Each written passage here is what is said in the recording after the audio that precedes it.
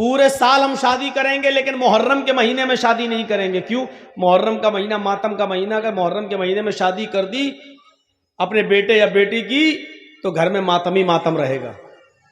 जबकि सबसे अच्छा महीना और बाबरकत महीना है वो खैर बरकत के एतबार से देखा जाए रमजान का महीना छोड़िए, लेकिन इस्लाम का पहला महीना, और सारे अच्छे काम उसी महीने में हुए हैं। जमीन आसमान की तख्लीक और ये वो अल्लाह ताला ने मूसा अलैहिस्सलाम को फिरौन के जुल्म से नजात भी दी तो मुहर्रम के महीने में ये तमाम चीजें हुई।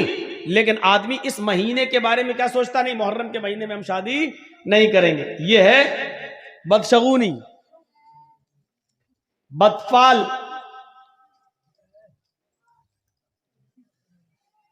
गाड़ी चल रही है स्पीड में, अचानक बिल्ली रास्ते से गुजर गई, रोक दी गाड़ी। क्या हुआ? नहीं, बिल्ली ने रास्ता काट दिया। अरे इतने बड़े बड़े जुआरी, शराबी, कबाबी रास्ता काट रहे हैं, योगी मोदी सब रास्ते से गुजर रहे हैं तो रास्ता मनहूस नहीं हो रहा। बिल्ली बेचारी अल्लाह की मखलूक, बेकसूर जानवर, ये गुजर गया तो रास्ता रोक। नहीं, अरे गाड़ी रोकना थी तो इन मनहूस नेताओं के गुजरने पर रोकना चाहिए थी। कि अब तो पता नहीं सुबह सुबह किस नेता का चेहरा देख लिया, पता नहीं गाड़ी आगे बढ़ेगी कि नहीं बढ़ेगी। रोकना वहां चाहिए, रोक रहे इस बिल्ली पर। यह अकीदा रखना कि बिल्ली के गुजर जाने की वजह से एक्सीडेंट होने का खतरा है। गाड़ी रोक दी, 2 मिनट रुके, उसके बाद गाड़ी चला रहे, यह है बदशगुनी।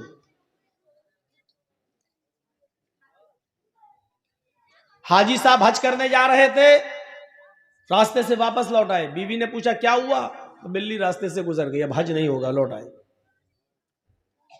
यह है बदशगुनी। अरब के लोग जब कोई कारोबार करते थे, कोई बिजनेस करना चाहते थे तो एक चिड़िया पकड़ के उड़ाते थे। ऐसे चिड़िया पकड़ी और ऐसे छोड़ दिया, अगर वो दाहिनी तरफ गई, राइट साइड गई तो कहते थे हमारा काम बन जाएगा, अच्छा बिजनेस होगा, कारोबार अच्छा होगा। और अगर वो बाएं तरफ भागी तो वो काम नहीं करते थे। नहीं नहीं नहीं नहीं नहीं, ये चिड़िया उल्टी तरफ बाएं तरफ गई है, अब तो हमारा कारोबार फेल हो, नहीं नहीं नहीं, हम नहीं करेंगे बिजनेस, इस चिड़िया ने बता दिया कि हमें नुकसान हो। ये है बदशगुनी, ये है बदशगुनी। अपने छोटे से बच्चे को खेल रहा है, काला धागा लेकर उसकी कमर पे बांध दिया। ये काला धागा उसको बचाएगा नजरे बद से, ये है बदशगुनी। ये माएं जो अपने छोटे छोटे बच्चों को जो नहला धुलाने के बाद एक काले रंग का काजल का टीका लेती हैं और अपने बच्चे के सर पे या गाल पे कहीं लगा देती हैं, काले रंग का ये इससे क्या होगा? नजर नहीं लगेगी। ये है बदशगुनी।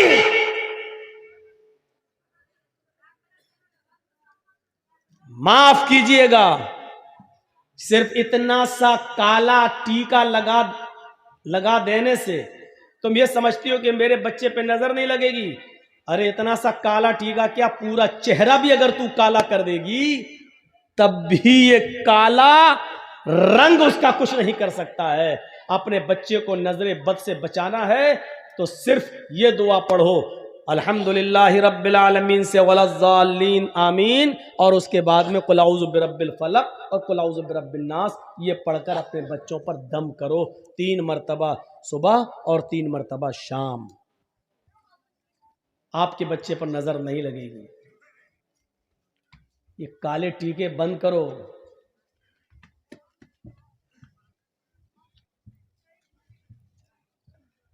ऐसे लगाओ, टीका लगा दिया। कितने बच्चे खेलते हुए हमारी गोद में आ जाते हैं, यही बिहार बंगाल के अंदर। मौलाना साहब जरा मेरे बच्चे के सर पे हाथ फेर देना, गोद लिया, काला टीका लगा हुआ है, काजल लगा हुआ है। इस अकीदे के साथ कि काला टीका लगा देने से बच्चे पे नजर नहीं लगेगी, गलत।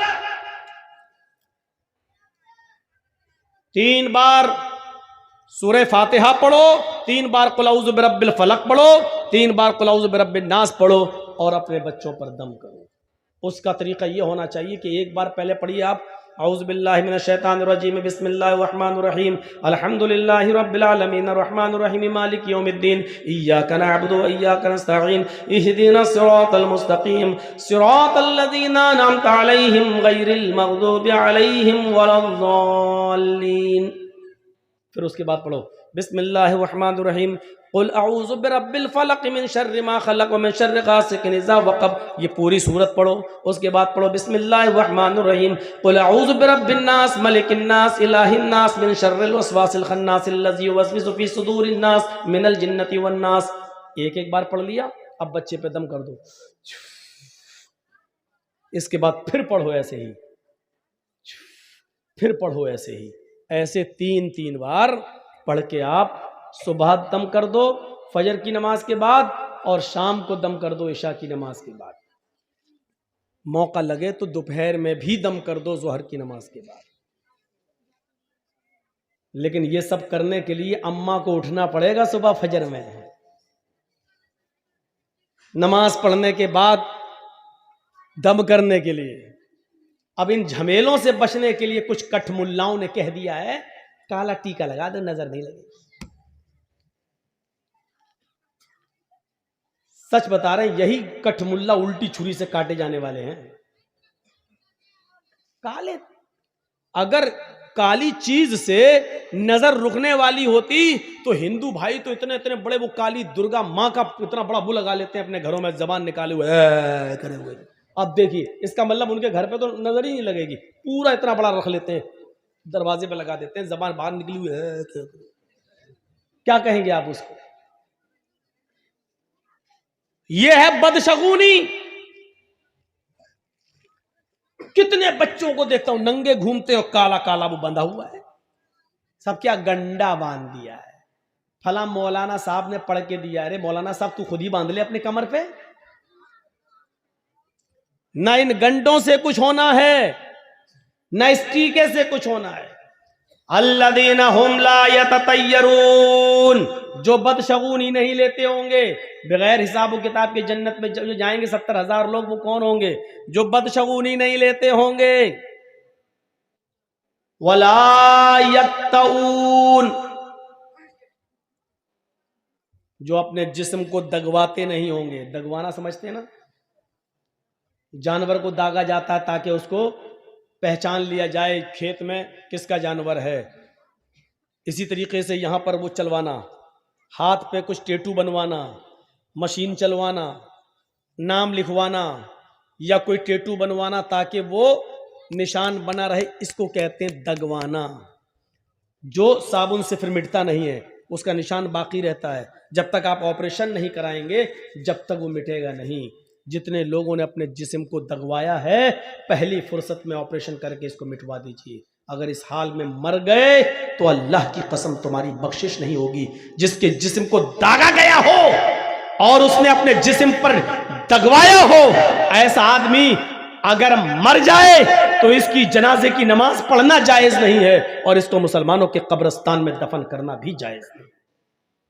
लिखे बैठे हैं अपनी अपनी माशूकाओं के नाम, लड़के और लड़कियां लिख बैठी हैं अपने महबूबों के नाम। कभी यहां लिख लिया, कभी यहां दगवा लिया। साहब देख, कुछ लोग तेजाब से भी लिख देते हैं, कुछ लोग छुरी से लिखते हैं काट के। ये सब दगवाने के हुक्म में शामिल है। दगवाने का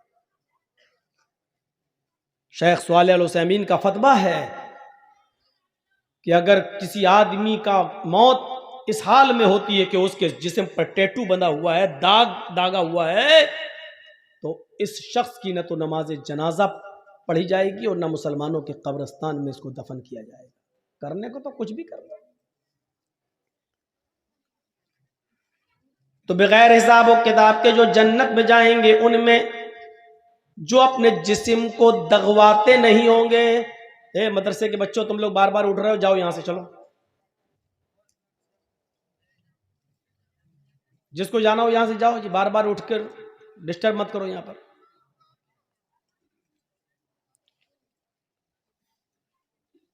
अल्लज़ीना हुम ला यततय्यरून वला यक्तऊन, और जो अपने जिस्म को दगवाते नहीं होंगे। और तीसरी चीज सुन लीजिए, जो बगैर हिसाब किताब के जो लोग जन्नत में जाएंगे उनमें तीसरी चीज क्या है? सही बुखारी की हदीस, अल्लाह के नबी फरमाते वला यस्तरकून, जो झाड़ फूक नहीं करते हो।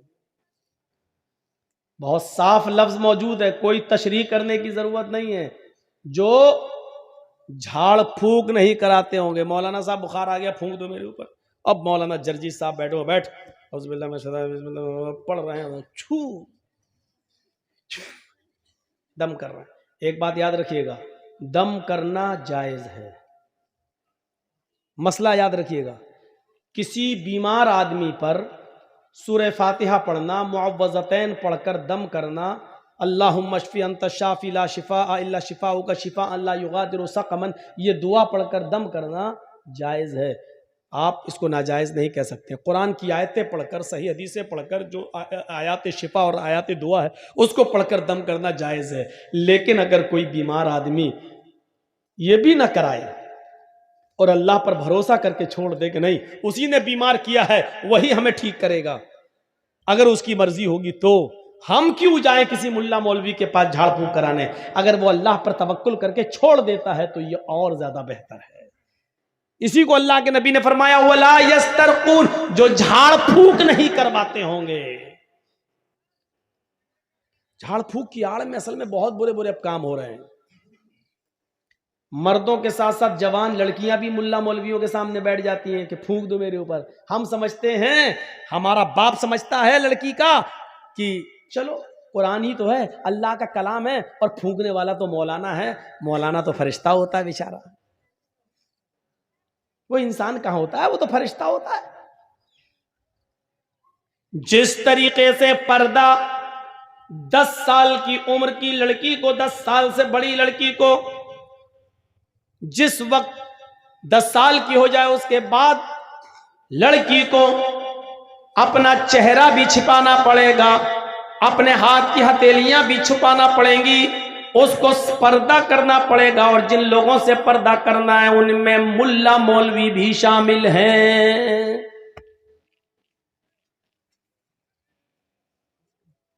अब लड़की का बाप लड़की पर दम कर सकता है, लड़की का भाई लड़की पर दम कर सकता है, लड़की की मां लड़की पर दम कर सकती है, लड़की का शौहर लड़की पर दम कर सकता है। माफ कीजिएगा मौलाना जर्जीस, आपकी जवान बेटी पर दम नहीं कर सकते हैं सामने बिठाकर।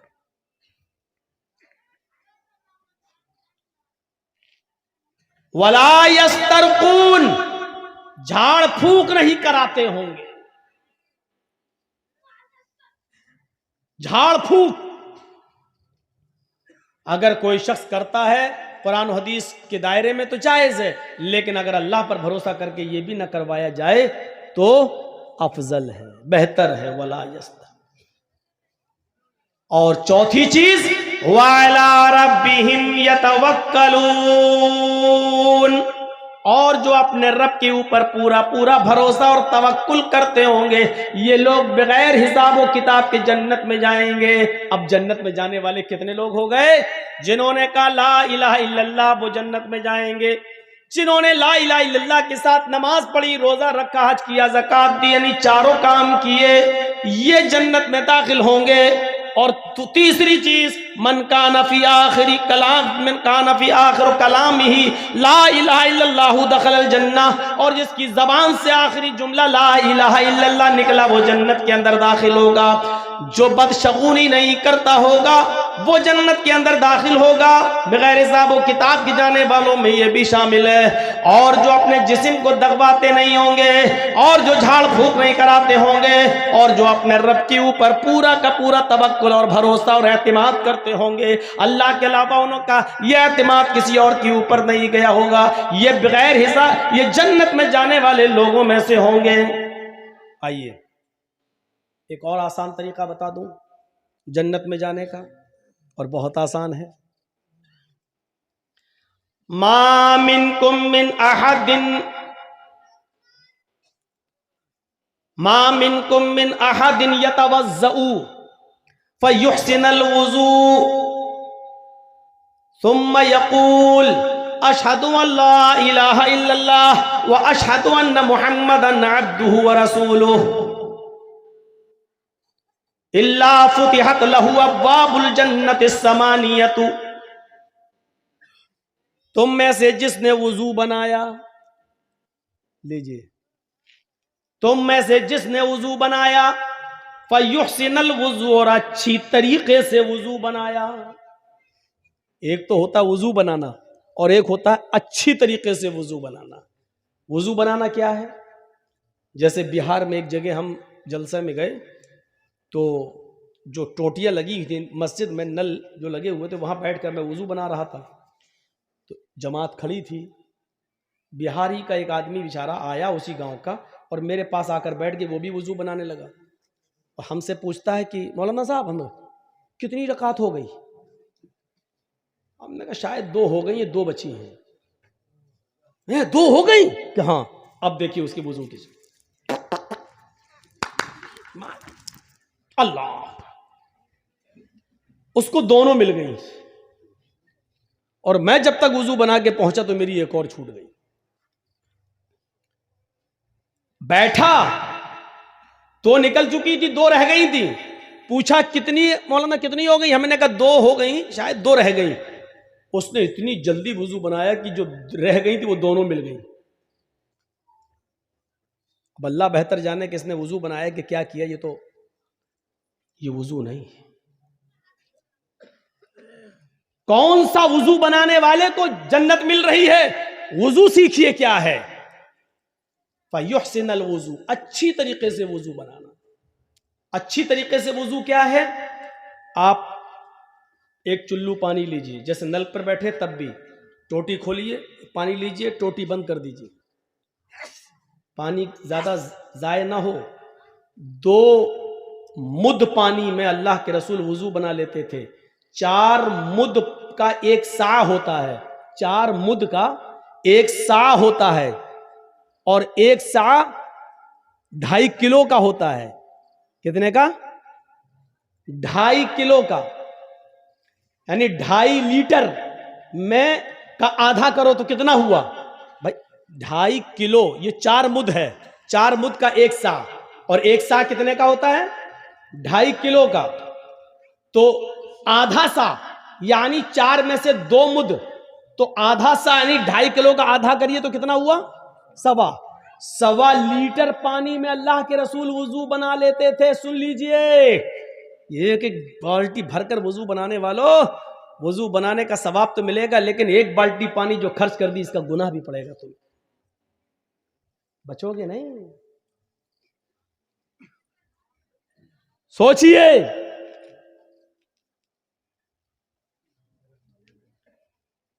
2 सा 2.5 दूनी 5 लीटर की एक कट्टी में अल्लाह के रसूल गुस्ल कर लिया करते थे, पूरा नहा लिया करते थे, और वो भी गुस्ले जनाबत, नापाकी वाला गुस्ल कर लेते थे।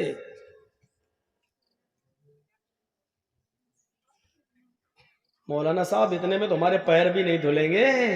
गुस्ल खाने में जाते ही पहले हम टोटी खोल के अपना बाथरूम साफ करते हैं, उतना पानी तो हम गुस्ल खाने को साफ करने में लगा देते हैं।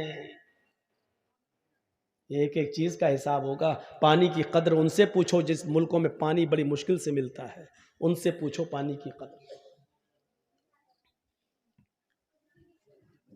उनसे पूछो। और राजस्थान के इलाके में जहां गर्मी बहुत पड़ती है और रेगिस्तानी इलाका है, उन लोगों से पूछो। पहाड़ी इलाकों पर जहां पानी पहुंचता नहीं है, उनसे पूछो पानी की कदर। तो ये खोला या लोटा है, पलटा, ये पानी लिया, अब इसको ऐसे मलिए। ये अच्छी तरीके से वुजू बनाना। ये हुआ? अभी नहीं हुआ। अब ये उंगलियां इसमें डालिए ऐसे, ये वाली उंगलियां इधर और ये वाली उंगलियां इधर। ये फिर दूसरी बार लीजिए, फिर ऐसे कीजिए, फिर ऐसे करिए, फिर तीसरी बार पानी लीजिए, फिर ऐसे कीजिए। ये हुआ। अब आइए, फिर एक चुल्लू पानी लीजिए, आधा पानी मुंह में, आधा, और आधा बचे फिर नाक में चढ़ाइए। जिस हदीस में ये आया 3 बार कुल्ला करो, फिर 3 बार नाक में पानी डालो, बहुत ही मौजरत के साथ कहता हूं यह हदीस ज़ईफ है। एक ही चुल्लू पानी लेना है, आधा मुंह में। अब शुरू शुरू में थोड़ी सी आदत नहीं बनेगी, कभी पूरा ही चला जाएगा मुंह में, क्योंकि अभी यहां तक आदत नहीं है आपकी। आधा मुंह में और आधा नाक में। अब दाहिने हाथ की उंगली से दांतों को रगड़िए ऐसा, और बाएं हाथ के ये अंगूठा और ये वाली उंगली ये नाक में डालिए ऐसे, और उसके बाद नाक से निकालने के बाद जो आधा पानी मुंह में था उसका कुल्ला कीजिए, जो पानी मुंह में उसको नीचे डालिए, और ये अंगूठे से ये बाएं नाक का नथुना पकड़िए ऐसे दबाइए, और नाक झाड़िए कस के। हम ज्यादा जोर से नहीं बोले करेंगे, नहीं तो पता चला यहां असली की यहीं टपक जाएगा। ऐसे करके झाड़िए, फिर इस उंगली से आप ये पकड़ के दबाइए ऐसे, फिर झाड़िए, और फिर दोनों हाथ से पकड़ के उसको साफ करिए। ईमानदारी के साथ बताइए, अभी तो पैर तक हम पहुंचे भी नहीं हैं, ईमानदारी के साथ बताइए हाथ धुलने तक और कुल्ला और नाक में पानी डालने तक कितने लोग अमल करते हैं हमारी सोसाइटी और समाज में। इसका मतलब हमारा वुजू भी अभी सही नहीं है, नमाज का नंबर तो बहुत दूर में आएगा।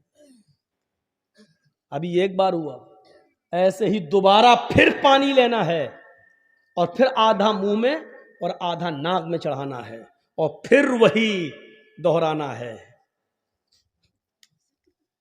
फिर तीसरी बार आधा मुंह में आधा नाक में, और फिर यही करना है।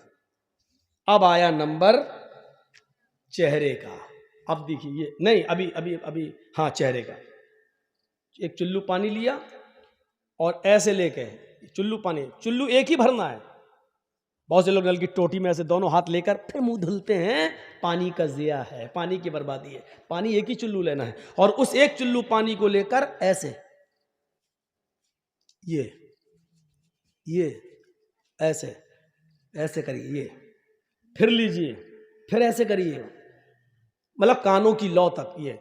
और जब 3 बार ऐसे कर लें, फिर एक चुल्लू पानी अलग लीजिए। ये 3 बार मुंह हो गया। अब एक चुल्लू पानी लेकर उसको दोनों हाथों पर ऐसे डाल के ये ऐसे करके, अब ये दाढ़ी में ऐसे, जिसकी दाढ़ी हो वो ऐसे करे। अब जिसकी दाढ़ी होगी वो करेगा। अब चिकने चपाट लेडीज चेहरे वाले थोड़ी कर पाएंगे बेचारे, जिनके चेहरे औरतों की तरह, बेचारे क्या करेंगे? वो बेचारे नहीं लेंगे चुल्लू पानी, दाढ़ी नहीं है तो क्या करेंगे वो? जिसकी दाढ़ी है वो, ये है आपका मुंह। मौलाना साहब तकरीर कहाँ कर रहे हैं? ये मसले सीखना जरूरी है। जलसे बहुत सुन चुके हैं आप, लंबी चौड़ी तकरीरें बहुत सुन चुके हैं आप। 20 साल से तकरीरें करने आ रहा हूं, अगर हमारा वुजू ही सही नहीं है तो 20 साल की मेहनत बेकार हो गई। जलसे नमाज और आदि बनाने के लिए होते हैं इबादत का। अगर उन जलसों से हमारी इबादतें वैसी की वैसी हो रही हैं तो फिर इन जलसों का कोई फर्क नहीं पड़ रहा हमारी जिंदगी पर, जब हमारा वुजू सही नहीं, हमारी नमाजें सही नहीं। और कल इंशाअल्लाह बताऊंगा आपको नमाज के टॉपिक पर। आज ये बता रहा हूं जन्नती कौन, और कल नमाज के टॉपिक पर अजान क्यों दी जाती है, कल ये बताऊंगा। जोहर में 4 रकात क्यों है, कल ये बताऊंगा। फजर में 2 रकात क्यों पढ़ी जाती है, ये बताऊंगा। मगरिब में 3 रकात क्यों पढ़ी जाती है, ये बताऊंगा।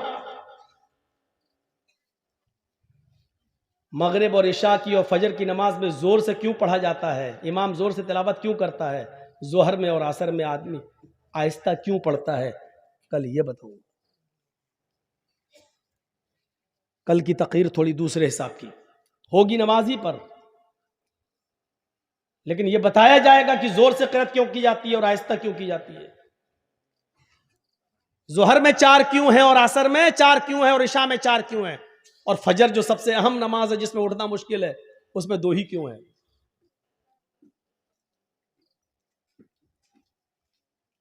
तो ये वुजू अभी, अब 3 बार चेहरा हो गया, अब ये हाथ ऐसे लीजिए, एक चुल्लू पानी बस, और इसी को आप चढ़ा लीजिए। बहुत से लोग कहते हैं ऐसे करोगे तो गुनाह ऊपर चढ़ जाएंगे। अल्लाह के बंदे, अपनी अकल से मत दौड़ाओ सारी खुराफातें।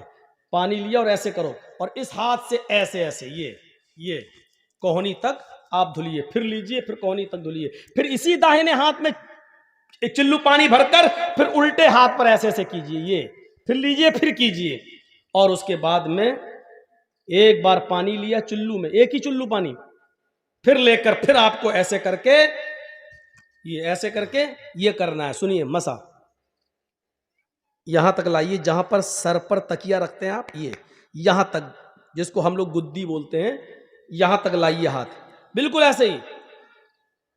और इसको पूरी तरीके से, बहुत से लोग क्या करते हैं जो हिप्पी कट बाल रखते हैं, जो शाहरुख खान बने हुए हैं, अरे हम क्या इनके नाम लें, जो हिजड़े बने हुए हैं, ये कहूं, ये ज्यादा बेहतर है।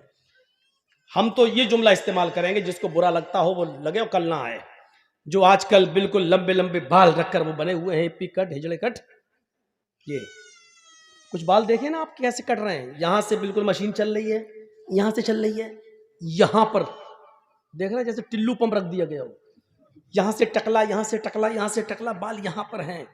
कसम खुदा की ऐसा लगता है ये बाल कौन से हैं, इसको हम कहते हैं सुअर कट बाल, सुअर कट बाल है ये लोग रख रहे हैं आज।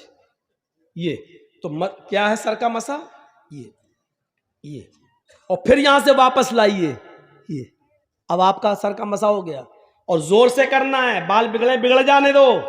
अरे हमारे भी तो बिगड़ गए हैं, हम भी तो कंगी अंगी करके आए।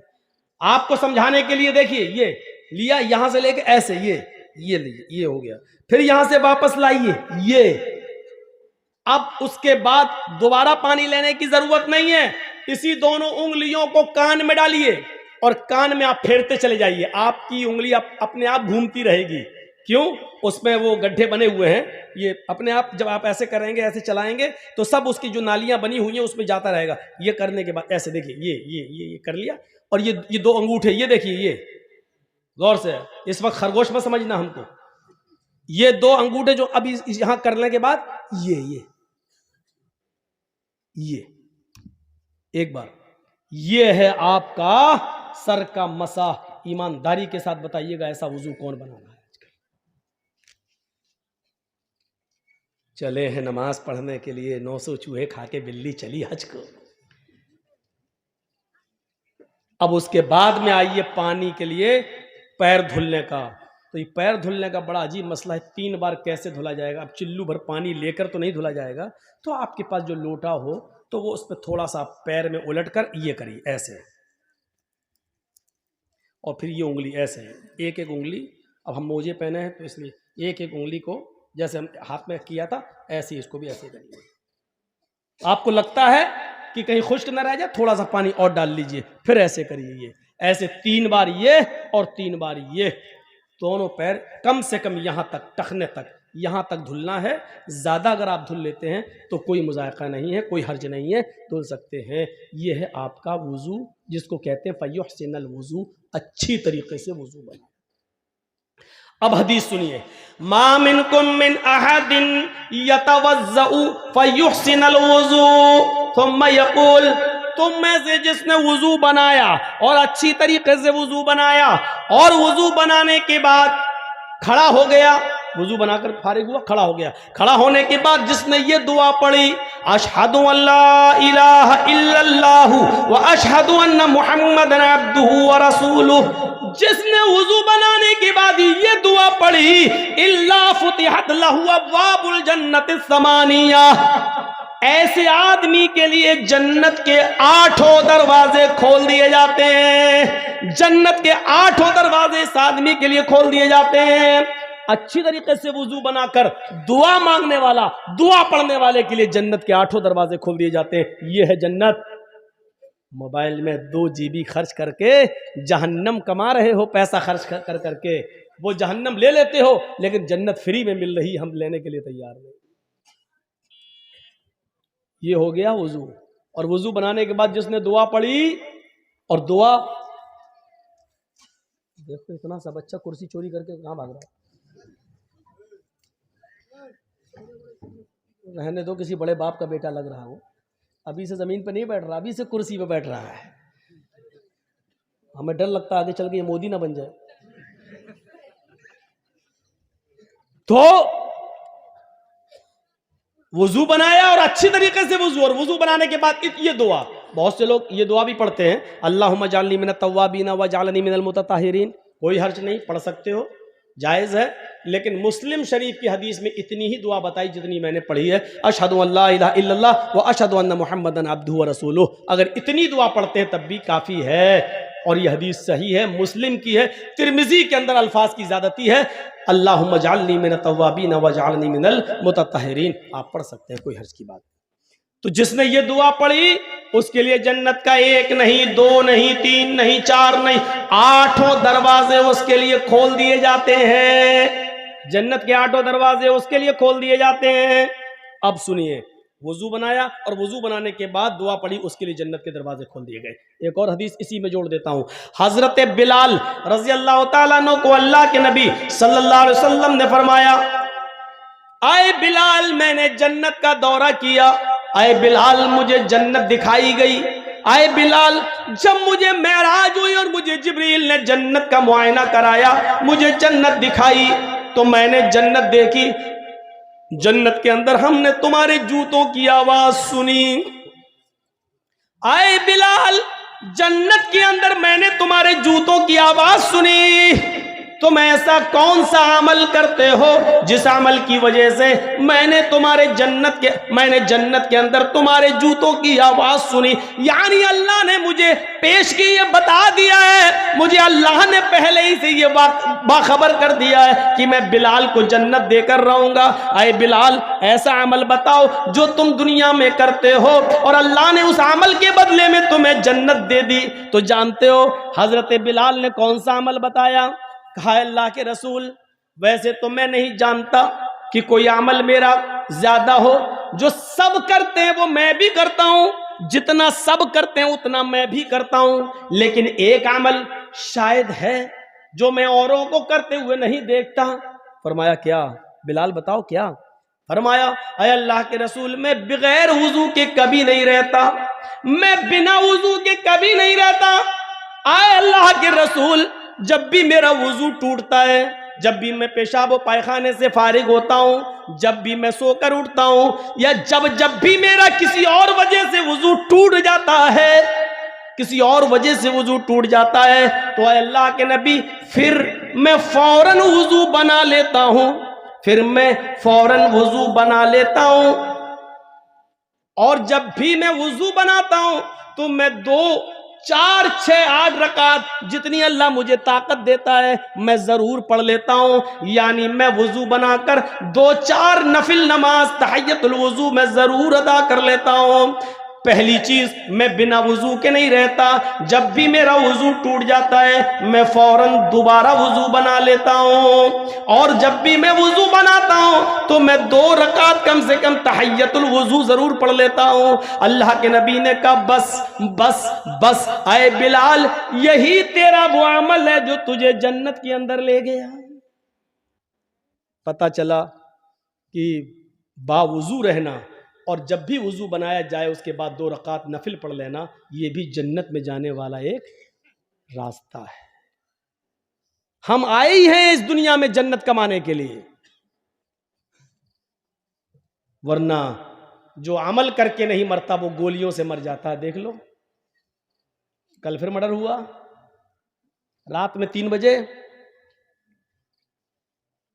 20 साल से सबसे ज्यादा तकरीरें मेरी कत्ल पर वही मौजमपुर, हाड़ू चक और नारायणपुर वाले इलाके में होती है, कत्ल पर। क्या फर्क पड़ा है? आप ईमानदारी के साथ बता दीजिए, तकरीरों का कोई असर हो रहा है? जलसा चाहिए मौलाना जर्जीस साहब का, कोई और मौलाना नहीं चलेगा, जर्जीस साहब हर हाल में चाहिए। और जर्जीस साहब की 20 साल की तकरीरों का असर देखो, न कत्ल बंद हो रहा है, न जराइम बंद हो रहे हैं, न कैरम बोर्ड बंद हो रहा है, न गाली गलूच, न शराब नोशी, न सूद, न ब्याज, कोई कमी उसमें नहीं आ रही है। ये सूरत हाल पैदा है। हम और आप सब इस दुनिया में, इसीलिए मैंने कहा कल का भरोसा नहीं। बताइए 16 साल का लड़का, 19 साल का आदमी, अभी उस बेचारे ने जिंदगी में देखा क्या था? मैं नहीं जानता हूं कि वो अच्छा था या बुरा। अच्छे और बुरे का फैसला तो मेरे भाइयों सिर्फ अल्लाह के अलावा कोई नहीं कर सकता। और याद करो उस जंग को जिसमें एक काफिर कई मुसलमान सहाबा को कत्ल कर चुका है, और जब एक सहाबी उसके पास पहुंच गए और उसको मारने के लिए तलवार उठाई, क्योंकि वो कई लोगों को मार चुका था, जब सहाबी ने उसके पेट में तलवार मारना चाहिए, मौका अच्छा था, तो उसने फौरन तलवार फेंक दी और कहने लगा अशहदु अल्ला इलाहा इल्लल्लाह व अशहदु अन्ना मुहम्मदन अब्दुहु व रसूलुहु। देखो मैंने तलवार फेंक दी, कलमा पढ़ लिया, अब मुझे मत मारो, मैं मुसलमान हूं, मैं सहाबी, मैं इस्लाम ला चुका हूं। उस सहाबी ने तलवार रोक ली और रोकने के बाद कुछ सोचने लगा, कुछ सोचा और सोचने के बाद उठाकर तलवार मार ही दी और उसको मार डाला। जंग खत्म होने के बाद अल्लाह के नबी सल्लल्लाहु अलैहि वसल्लम के पास आए, कहा अल्लाह के रसूल उसने कई लोगों को मारा, जब मारते मारते हमारे करीब आया और मैंने तलवार उसके ऊपर उठाई तो उसने फौरन कह दिया अशहदु अल्ला इलाहा इल्लल्लाह व अन्ना मुहम्मदन अब्दुहु व रसूलुहु। उसने तलवार फेंक दी थी, कहने लगा कि मैं इस्लाम ले आया, मुझे मत मारो, मैंने रोक लिया तलवार, लेकिन उसके बाद फिर मैंने तलवार मार दी क्योंकि मैंने जान लिया था कि वो मौत के डर से कह रहा है। उसने देख लिया कि तलवार मेरे हाथ में, वो मौत से बचने के लिए कलमा पढ़ रहा है। अल्लाह के नबी सल्लल्लाहु अलैहि वसल्लम ने फरमाया लिमा कतलता लिमा कतलहू, तुमने उसको लिमा कतलतहू, तुमने उसको कत्ल क्यों किया? जब उसने कलमा पढ़ लिया था तो तुमने उसको कत्ल क्यों किया? इस सहाबी ने जवाब दिया आय अल्लाह के नबी, वो मौत के डर से कलमा पढ़ रहा था, उसने जब देख लिया कि मेरे हाथ में तलवार है और यह आदमी मुझे बिल्कुल मारने के दर पे है, तब उसने मौत से बचने के लिए कलमा पढ़ लिया, इसलिए मैंने उसको मार दिया। फरमाया अशक़क़्त क़ल्बहू, उसने मौत के डर से कलमा पढ़ा या अल्लाह के डर से कलमा पढ़ा, ये तुझे कैसे पता चला? क्या तूने उसके दिल को चीर कर देख लिया था? क्या तू उसके दिल में घुसा हुआ था? तुझे कैसे पता चला कि उसने मौत के डर से पढ़ा है या अल्लाह के डर से? कल कयामत के दिन तू इस कलमे को क्या जवाब देगा? कल कयामत के दिन ये कलमा जब आएगा ला इलाहा इल्लल्लाह मुहम्मदुर रसूलुल्लाह, जब इसकी जबान से ये कलमा निकलते हुए आएगा तो तू इस कलमे को कल क्या जवाब देगा? कयामत के दिन तू इस कलमे को क्या जवाब देगा? इस कलमे की गर्दन का हाथ तेरे गरिबान पर होगा, तू इस कलमे को कल कयामत के दिन क्या जवाब देगा? मेरे भाइयों, इस हदीस से पता चलता है कि किसी भी कलमा गो मुसलमान को मारना, किसी मुसलमान को कत्ल करना कितना बड़ा जुर्म है। उस कयामत के दिन जिस आदमी को कत्ल किया गया है, मकतूल जिसको कत्ल किया गया है, कयामत के दिन अपने कातिल को ढूंढेगा, इधर उधर पूरे मैदाने मैशर में ढूंढता फिरेगा। जब कातिल उसको नजर आ जाएगा तो ये उसके सर के बाल पकड़कर उसको खींचते हुए लाएगा और सीधे लाकर अल्लाह रब्बुल आलमीन के सामने लाकर खड़ा कर देगा। अल्लाह पूछेगा मेरे बंदे ये क्या है? वो कहेगा आय अल्लाह, ये मेरा, इसको मैं खींच कर तेरे दरबार में लाया हूं। आए मेरे परवरदिगार, आय अल्लाह सल हाजा लिमा कतलनी, आज तू इससे सवाल करके इसने दुनिया में मुझे क्यों मारा था? आज इससे तू सवाल कर इसने दुनिया में मुझे क्यों कत्ल किया था? आज इससे तू पूछ इसने दुनिया में मुझे क्यों कत्ल किया था? मुझे कत्ल करने के बाद मेरी बीवी को बेवा किया था, मेरे बच्चों को यतीम किया था, इससे पूछ के मेरी बीवी का क्या कसूर था जो तूने उसको बेवा कर दिया? इससे पूछ के मेरे बच्चों का क्या कसूर था कि तूने उसको यतीम कर दिया? इससे पूछ कि मेरी बाप का, मेरी माँ का क्या कसूर था कि तूने उससे उनकी औलाद छीन ली? वो रोते रहे। पूछ इससे, आय अल्लाह ये मेरे सवाल का जवाब नहीं देगा, आज तेरे सवाल का जवाब देगा। सल हाजा लिमा कतलनी, इससे पूछ कि इसने दुनिया में मुझे क्यों मारा था, इसने दुनिया में मुझे क्यों कत्ल किया था। इस हदीस के होते हुए कितना बड़ा दिल और कितना बड़ा कलेजा है कातिलों का, ये सोचकर कि एक दिन उनको भी मरना है, ये सोचकर उनके दिल क्यों नहीं कांप जाते? ऐसे नहीं मरेगा तो आदमी ऐसे मरेगा, मरना है। हाँ, यही वो अमल है जिसने तुम्हें जन्नत के करीब कर दिया है, बावुजू रहना। और जब भी वुजू टूटता, और याद रखिएगा वुजू उन्हीं चीज़ों से टूटता है जिन चीज़ों को अल्लाह के रसूल ने बयान कर दिया है। माँ अखरजा मिनस सबीलैन, पेशाब और पायखाने के रास्ते से किसी भी चीज़ के निकलने से वुजू टूट जाता है।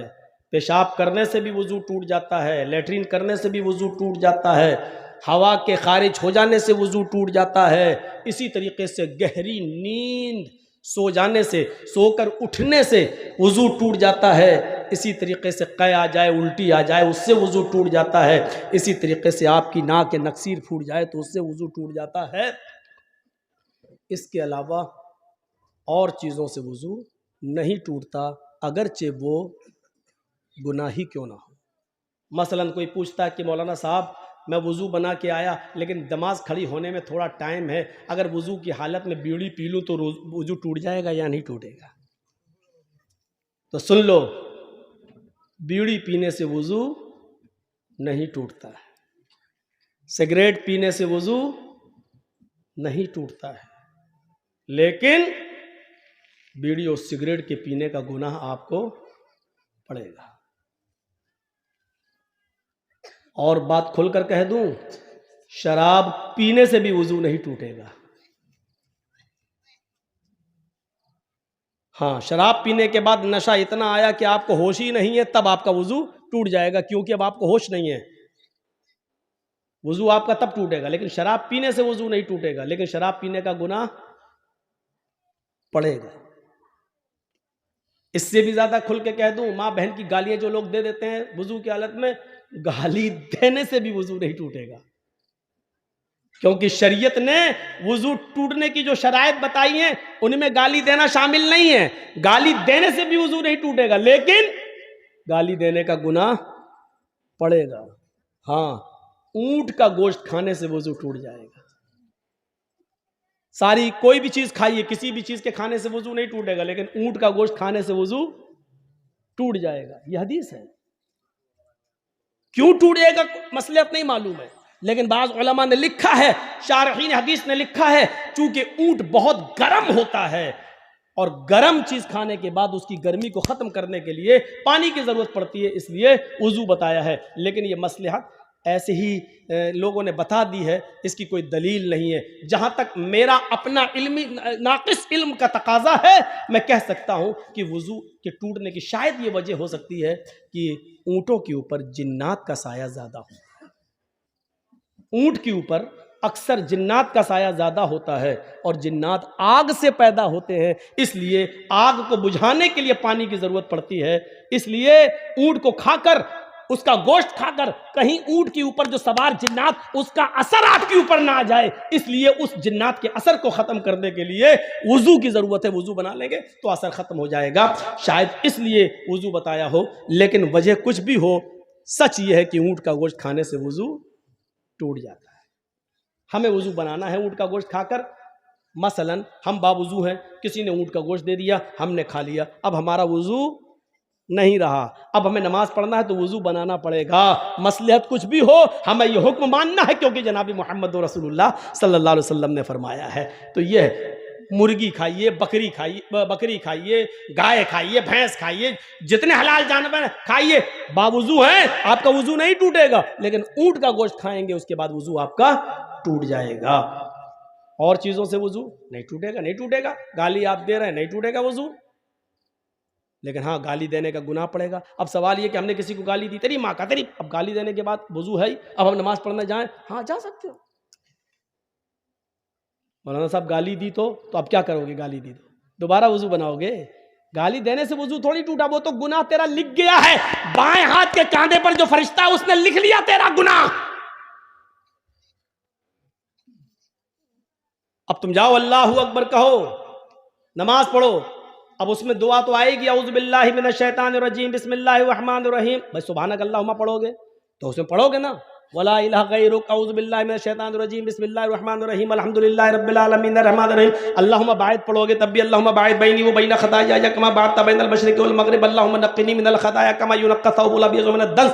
ये पूरी दुआ पढ़ोगे, उसके बाद पढ़ोगे अऊज़ु बिल्लाहि मिनश शैतानिर रजीम बिस्मिल्लाहिर रहमानिर रहीम। जहां आपने गाली दी अऊज़ु बिल्लाहि मिनश शैतानिर रजीम पढ़ने के बाद आपने उस असर को खत्म कर दिया, लेकिन गाली देने का गुनाह आपको पड़ेगा। तो मेरे भाइयों, इस बात को याद रखिएगा। मसले हैं ये छोटे छोटे, इनको अपने जहन में रखिएगा। हर हराम चीज नापाक नहीं होती है, मसला याद रखिएगा। हर हराम चीज नापाक नहीं होती है। मसलन हम नमाज पढ़ने के लिए जा रहे हैं, अचानक कोई आदमी शराब पी रहा और शराब की बोतल से शराब गिरी और मेरे कपड़ों पे गिर गई। अब शराब हमारे कपड़ों पे लगी हुई है, क्या इस शराब से हमारा कपड़ा नापाक हो जाएगा? क्या हम धोएंगे उसके बाद जाएंगे नमाज पढ़ने के लिए? तो मसला याद रखिए मेरे भाइयों, शराब हराम तो है लेकिन नापाक नहीं है। और नापाक ना हो, सिर्फ हराम है, सिर्फ हराम है, यानी उसको आप पी नहीं सकते, उसका पीना हराम है, लेकिन कपड़े पे अगर आपकी गिर गई है और नमाज की जमात खड़ी है तो आप उसी कपड़े में नमाज पढ़ लीजिए, आपकी नमाज हो जाएगी। इसी तरीके से आपने किसी जानवर को ज़िबा किया, बकरे को या गाय को, और छुरी चलाते वक्त खून की छींटें आपके कपड़े पे आ गई, खून हराम तो है। इन्नमा हर्रमा अलैकुमुल मैतता वद्दम, अल्लाह ने खुद कहा तुम्हारे ऊपर मुर्दार हराम है, तुम्हारे ऊपर खून हराम है, तुम्हारे ऊपर लहमल खिंजीर, सूअर का गोश्त हराम है, हैं? कहा है, सुन लीजिए, खून हराम तो है, आप खून पी नहीं सकते हैं। खून जब आप निकालेंगे तो जम जाएगा, जमा हुआ खून आप चाकू से काट कर आग में भून कर खा नहीं सकते हो। महाराष्ट्र में, कोकण में बहुत से लोग खाते हैं। भैंस काटी, कोई भी कुत्ता काटा, कुछ भी काटा तो खूब ब्लड जो निकला उसको एक प्लेट में जमा किया, उसको जमाया, चाकू से काटा और पनीर की तरह हो जाता है वो, चाकू में लगाया, आग में भूना और खा रहे हैं उसको। तो खून खाना और खून पीना हराम है, लेकिन नापाक नहीं है। नापाक की दलील चाहिए, नापाक नहीं है। हर हराम चीज नापाक नहीं होती है। कपड़े पे गिर जाए तो आप नमाज पढ़ सकते हैं, आपकी नमाज हो जाएगी। बहुत सी चीजें पाक होती हैं लेकिन गंदगी में शामिल हैं, गंदगी में शामिल है। नाक, नाक क्या है? कोई आदमी नाक चाट लेगा? नहीं, लेकिन पाक है। अगर नमाज की हालत में हम छींके हूं और पूरी भर गई नाक, तब आप क्या करेंगे?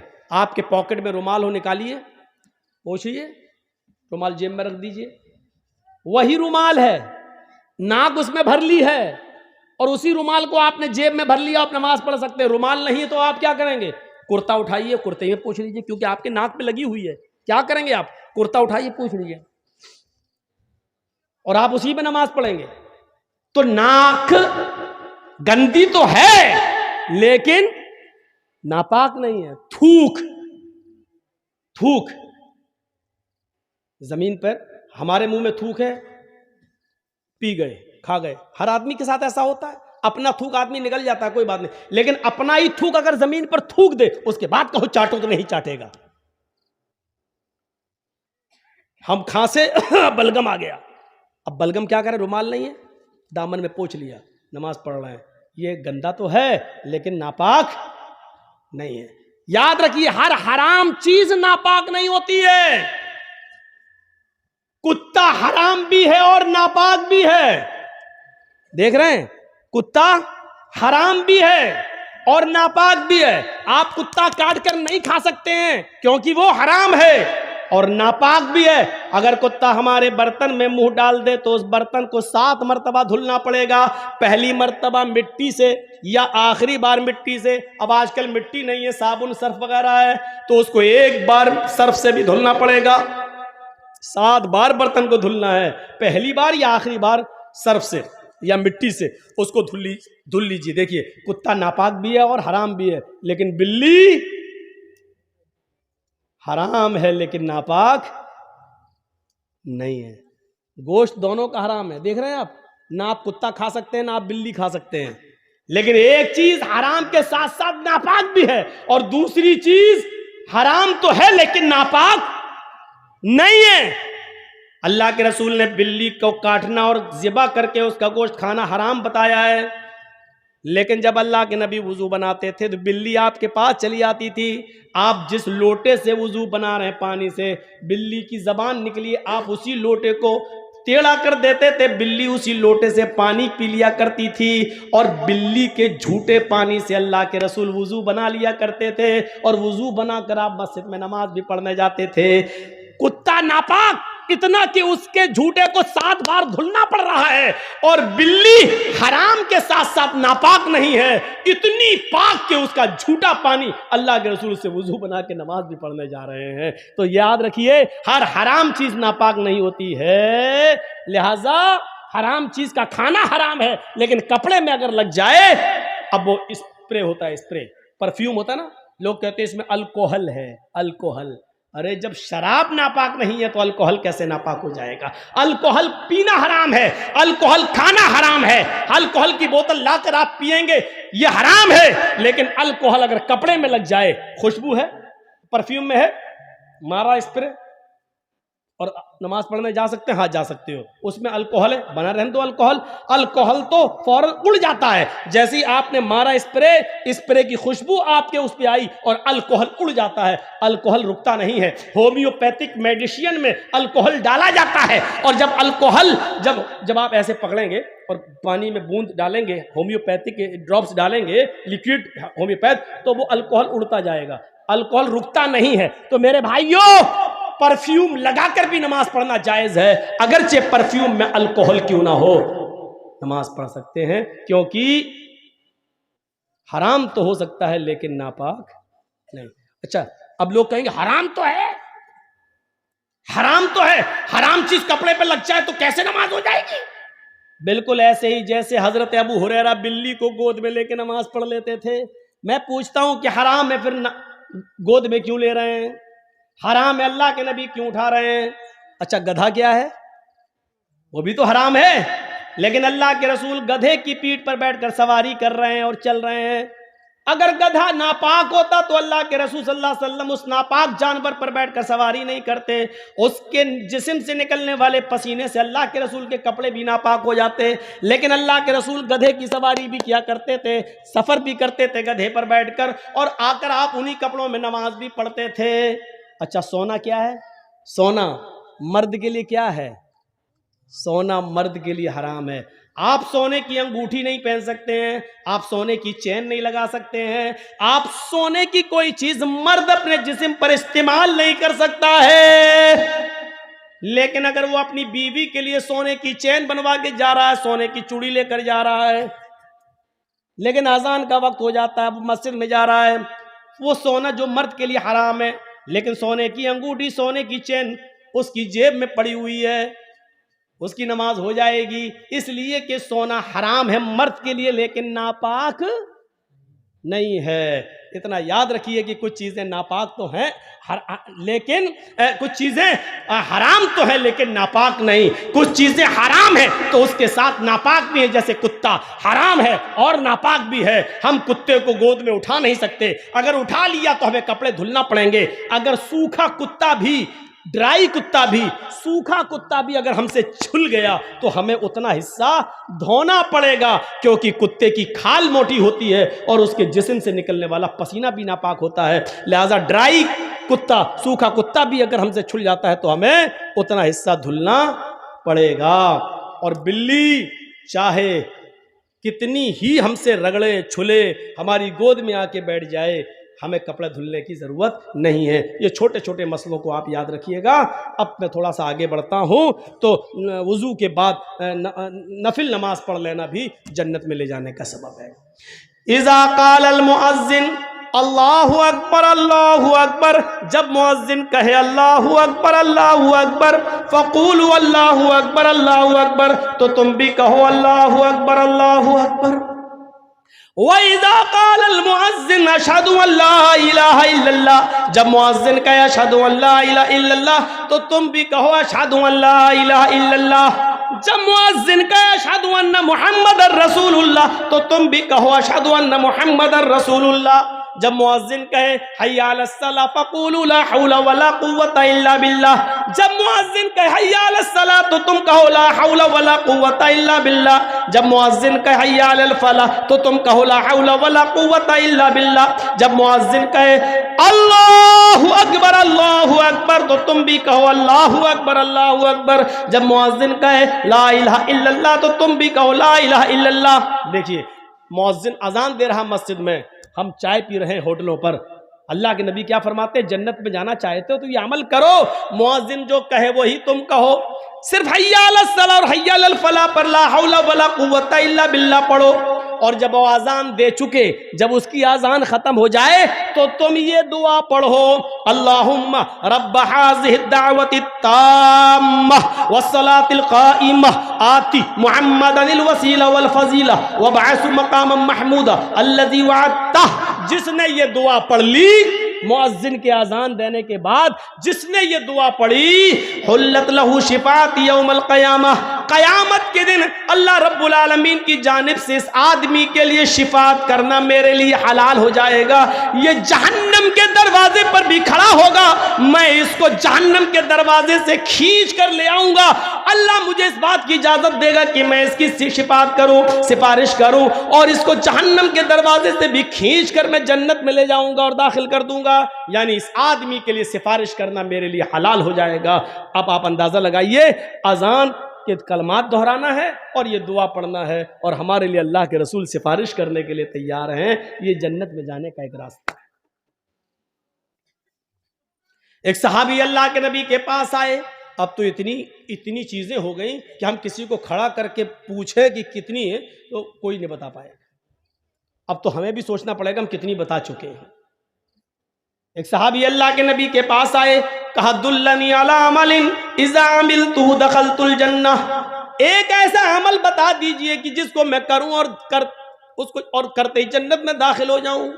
अल्लाह के रसूल ऐसा अमल बताओ जिसको मैं करूं और जन्नत में दाखिल हो जाऊं। तो अल्लाह के नबी ने उसको क्या फरमाया, ताबुदुल्लाह, एक अल्लाह की इबादत कर, तुकीमस सलातल मफरूज़ा, फर्ज नमाज की,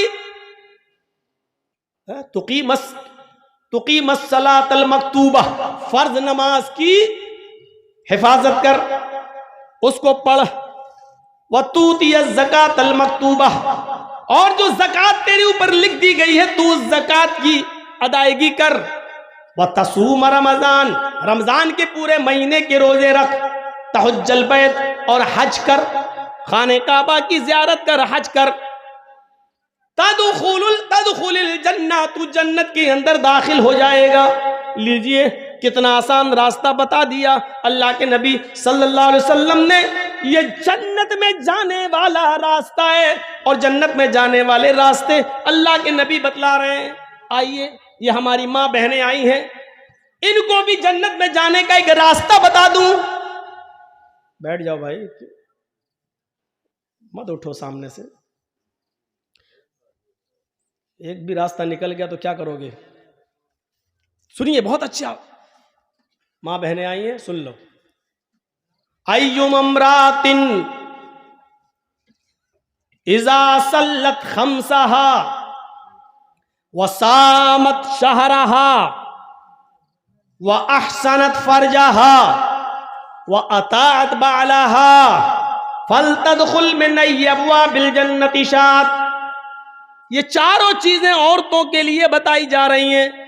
जो औरत 5 वक्त की नमाज पढ़ ले, पाबंदी के साथ 5 वक्त की नमाज पढ़ती हो, वह सामत शहरा, रमजान के पूरे महीने के रोजे रखती हो, वह अहसनत फरजा, अपनी शर्मगाह की हिफाजत करती हो, बेहुदा कपड़े न पहनती हो, कपड़े लूज हो, ढीले ढाले हो, चुस्त न हो,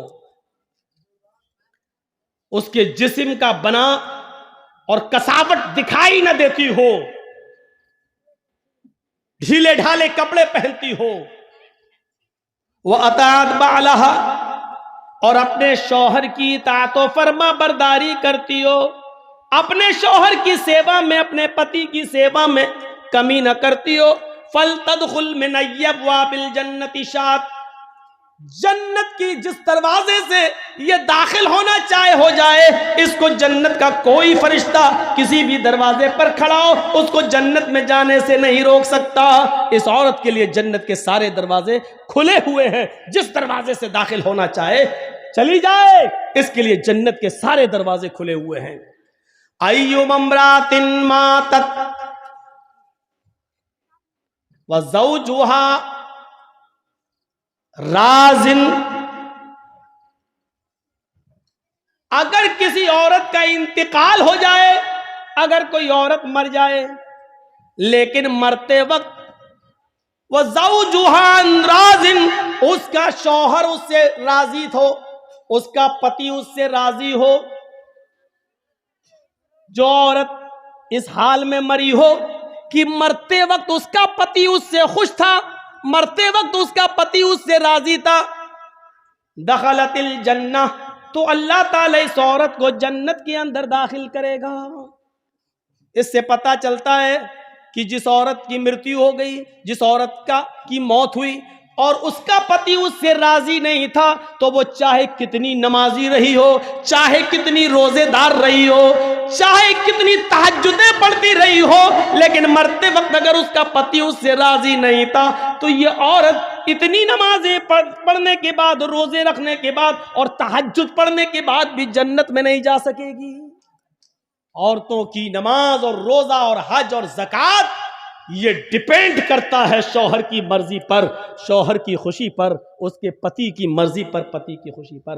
अगर शौहर राजी तो औरत जन्नती, मरते वक्त अगर शौहर नाराज तो औरत जहन्नमी, नहीं जा सकती जन्नत के अंदर। इन चीजों पर हमें गौर करना है।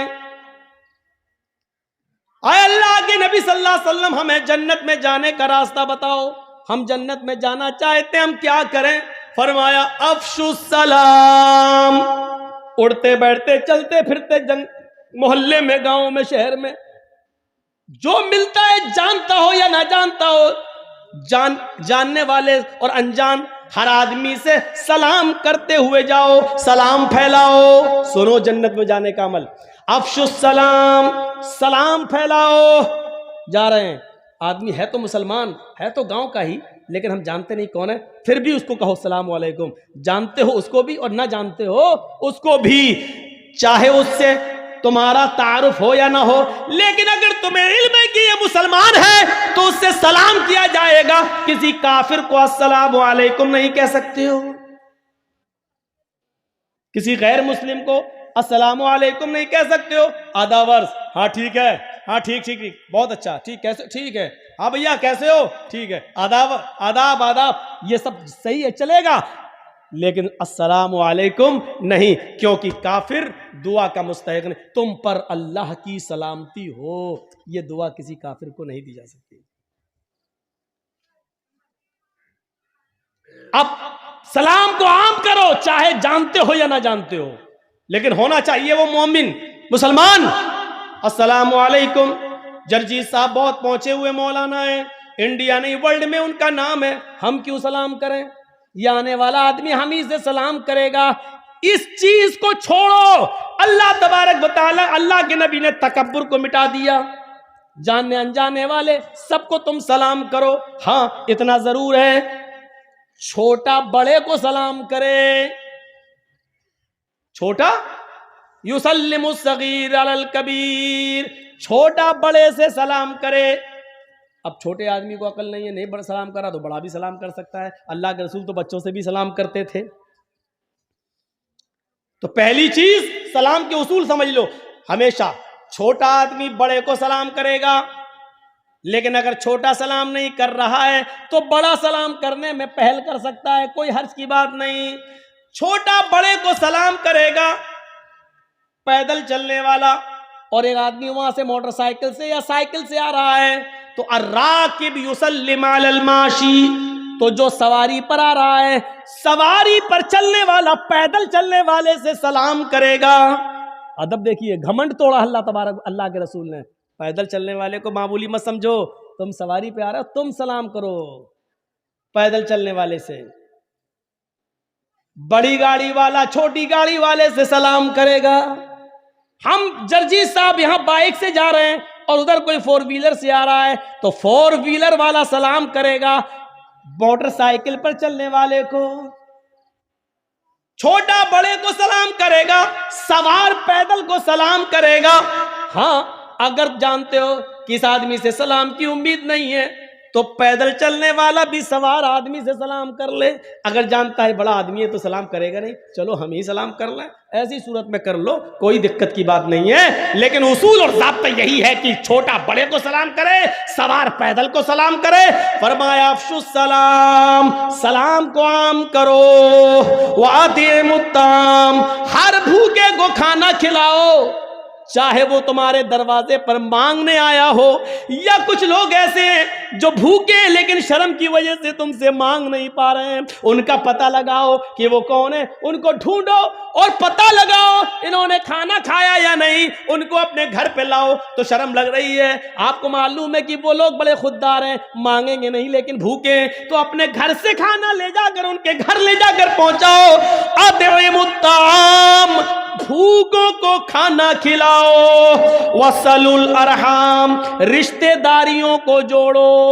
आपको मालूम है ये मेरी खाला है, ये भांजा है, भांजा खाला से नाराज है, ये दोनों सगी बहनें आपस में नाराज हैं, ये फला गली का लड़का या फला हमारी गली के लड़के से नाराज है, ये रिश्तेदारियों में फर्क है। वसलुल अरहाम, तो तुम रिश्तेदारियों को जोड़ो, आपस में एक दूसरे के ताल्लुक को कायम करो। अल्लाह के नबी ने क्या जन्नत में जाने के उसूल और ज़ाब्ते बताए। अफ़शुस सलाम, सलाम फैलाओ, सलाम को आम करो, व अतिमुत ताम, खाना खिलाओ भूखों को, चाहे वो मांगने वाले हो या बेचारे मारे शर्म के मांग न पा रहे हो, उनको खाना खिलाओ। वसलुल अरहाम, रिश्तेदारियों को जोड़ो, जो भी एक दूसरे से कटा हुआ है, ये समाज और समाज के सरदार की ड्यूटी है, समाज के जिम्मेदार की ड्यूटी है कि वो उनके आपस में झगड़े को खत्म करके उनको मिलाए। और चौथी चीज बताई, वक़ूमू बिल्लैली वन्नासु नियाम, लोगों जब सारी दुनिया ख्वाब खरगोश में सो रही हो, जब सब खर्राटे लेकर मीठी मीठी नींद के मजे ले रहे हो और सब अपनी सख्त सर्दियों की रातों में अपने मुंह पर कंबल ढांक कर सो रहे हो, ऐसी ठंडी रात में उठकर वुजू बनाकर अपने घर के कोने में मुसल्ला बिछाकर अल्लाह की इबादत करो, क़याम करो, रात को जागो, नमाज पढ़ो, तहज्जुद पढ़ो और कुरान की तिलावत करो। वक़ूमू बिल्लैल, रात के किसी हिस्से में उठो, वन्नासु नियाम, उस वक्त जब लोग सो रहे हो, जब सारी दुनिया नींद के मीठी नींद के मजे ले रही हो, उस वक्त अपने रब को मनाओ, उसके सामने तौबा करो, इस्तिग़फ़ार करो, उठो नमाज पढ़ो, उठो इबादत करो, हाथ उठाओ, तौबा करो, इस्तिग़फ़ार करो, मग़फ़िरत मांगो, अपने आंखों से आंसुओं को गिराओ और रो रो कर अपने रब को मनाओ, रो रो कर अपने रब से तौबा करो। तुम ये 4 काम अगर कर लोगे, अफ़शुस सलाम, फिर से सुनो, सलाम फैलाओ, वातिमुत ताम, भूखे को खाना खिलाओ, रिश्तेदारियों को जोड़ो, और रात के तारीख हिस्से में जब पूरी दुनिया सो रही हो तो अकेले उठो और अल्लाह को याद करो, रो और गिड़गिड़ाओ। रात की तारीकी में कौन उठता है? रात में वही उठेगा जिसको घमंड नहीं होगा, क्योंकि वो जानता है सारी दुनिया सो रही है, उसके अंदर दिखावा नहीं होगा। मौलाना जर्जीस रात की तारीकी में मस्जिद में आके नमाज पढ़ें तो दिखावा हो सकता है कि लोगों को दिखाने जा रहे हैं कि देखो हम रात में तहज्जुद पढ़ते हैं, लेकिन घर के अंदर जब सारे लोग पूरा मोहल्ला सो रहा है लेकिन घर के अंदर हम नमाज पढ़ रहे हैं तो कौन जानता है कि हम रात को उठ के नमाज पढ़ रहे हैं। इसलिए फरमाया जब सारी दुनिया सो रही हो तो तुम उठो और घर के कोने में तुम नमाज पढ़ो, इबादत करो और दुआ, क्योंकि इस वक्त तुम्हारे अंदर घमंड नहीं है, तकब्बुर नहीं है। तदखुलुल जन्नत बिसलाम, अगर ये 4 काम तुम कर लो तो तुम सलामती के साथ जन्नत में दाखिल हो जाओगे, सलामती के साथ तुम जन्नत में चले जाओगे। सलाम को फैलाओ, भूखों को खाना खिलाओ। कितनी अच्छी चीजें बताई हैं, ये जन्नत में जाने के रास्ते हैं। और हम क्यों आए इस दुनिया के अंदर? उसी खोए हुए मकाम को, जिस मकाम से हमारे बाप आदम और हव्वा को निकाला गया, उस मकाम को दोबारा पाने के लिए अल्लाह ने यहां भेजा है। अब गलती यहां मत करना। तुम्हारे बाप आदम जन्नत में शैतान की बात मान चुके हैं, इधर भी शैतान तुम्हारा पीछा करेगा। अब इधर तुम उसकी बातों को रिजेक्ट करके, उसकी बातों को अपने पैरों से रौंद कर, कुरान और हदीस की बात पर अमल करके उस खोए हुए मकाम को दोबारा पालो। इसलिए हमें भेजा गया है।